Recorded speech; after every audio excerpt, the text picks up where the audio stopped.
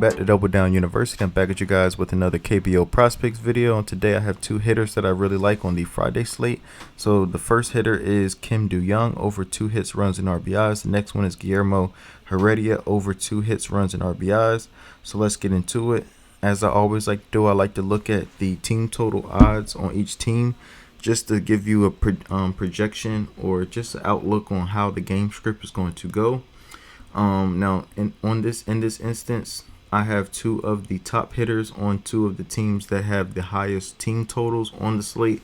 As we have Kia, they're projected to get anywhere between 5 to 6.5 runs, as well as SSG has a super healthy number of over 7.5, anywhere between 6 to 7 runs. So they just have to be productive in the role of helping assisting their team and scoring runs, whether it's getting hits, whether it's getting walked and then they scoring off of a walk, or if they get an RBI single, things of that nature.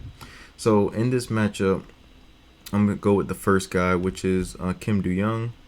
And with him, we're going to look at the opposing pitcher, and we look for one of 2 things. We look at walk percentage and K percentage. We want somebody that has a low K percentage because it's increases their chances of getting on base because it's a low K percentage, and then also walk percentage where if they walk him, he's allowed to be on first base, which his teammates can assist him in scoring a run.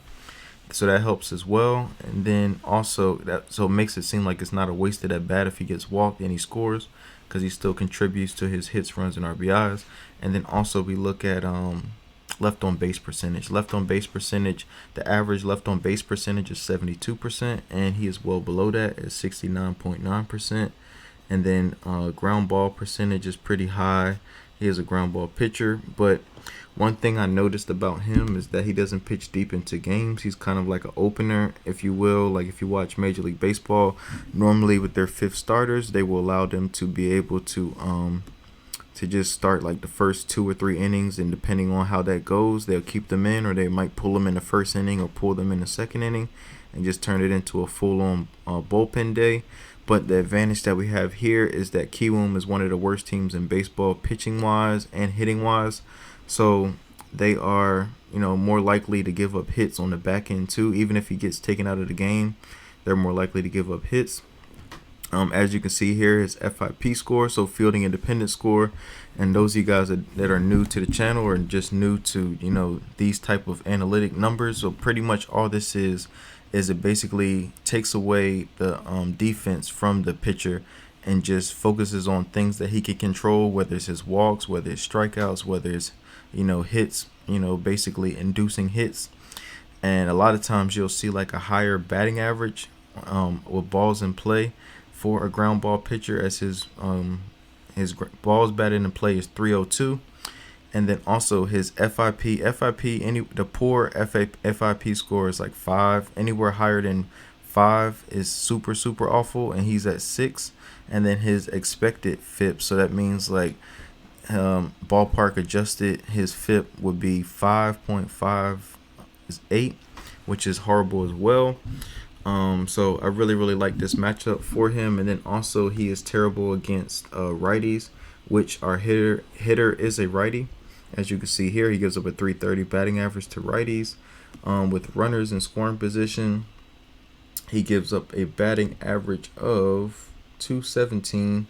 But like I said, it is a small sample size with runners on base in general, he gives up a 279 batting average, and then bases empty 317.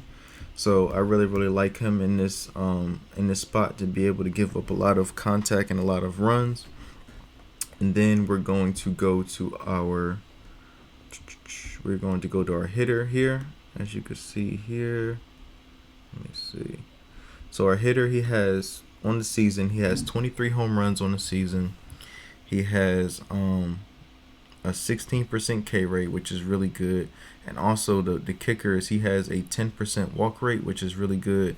Has a elite ISO power number of 266, and then his balls batted in play is 365. So when he puts the ball in play, he's expected to have a over 300 batting average, and then his overall batting average is 341. His on-base percentage is elite at 414. has a elite slugging percentage as well as WOBA is weighted on bases, elite as well. Runs created is really good as well. So all around, just a really solid player, and he hits for power. That just shows you that he's a power hitter, as he has 23 home runs on the season, scored 89 runs, and has 67 RBIs. And then he also steals bags too. He has 29 on the season stolen. So I really like him in this matchup. And then also, let's see here, where is he?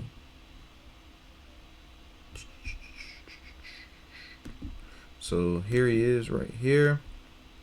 And let's look at his splits. So pitcher split wise, he's killing righties, as he has a 360 batting average compared to a 342 batting average against lefties. So I really like that as well for him. And then also I like to look at runners on base. So when runners are in scoring position, he bats 315.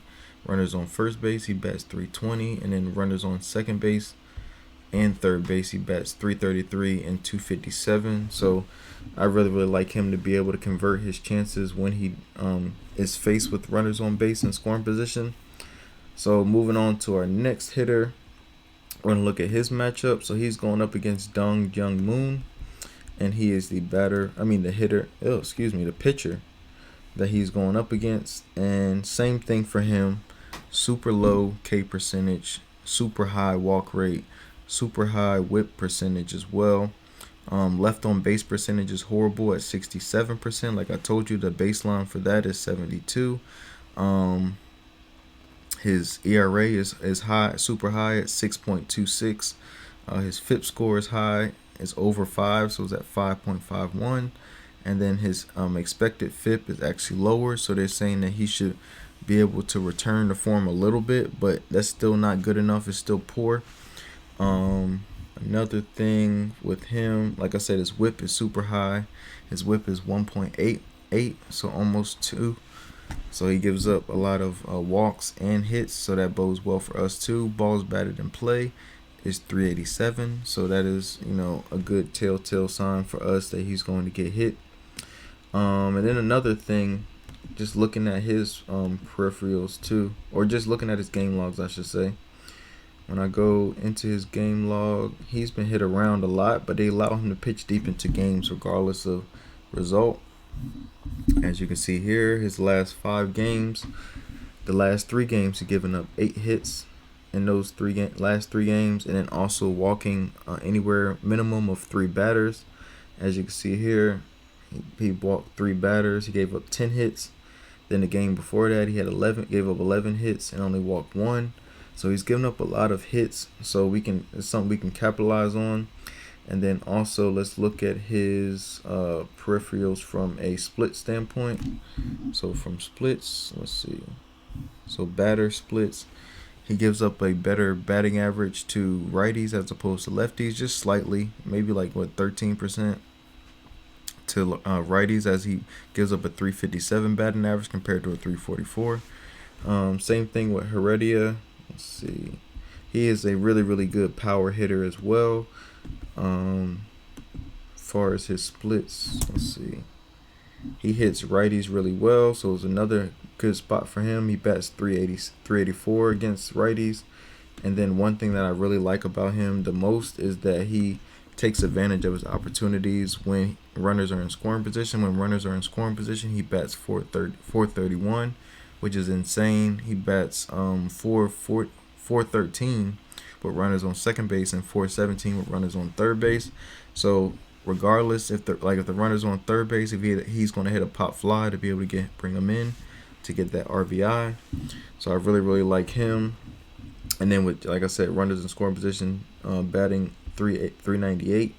So really good matchup spot for both of these guys. So those are my picks for today. I have Kim Do-young over 2 hits, runs, and RBIs, as well as Guillermo Heredia over 2 hits, runs, and RBIs as well. I appreciate you guys. Please like, comment, and subscribe, and I'll see you guys next time.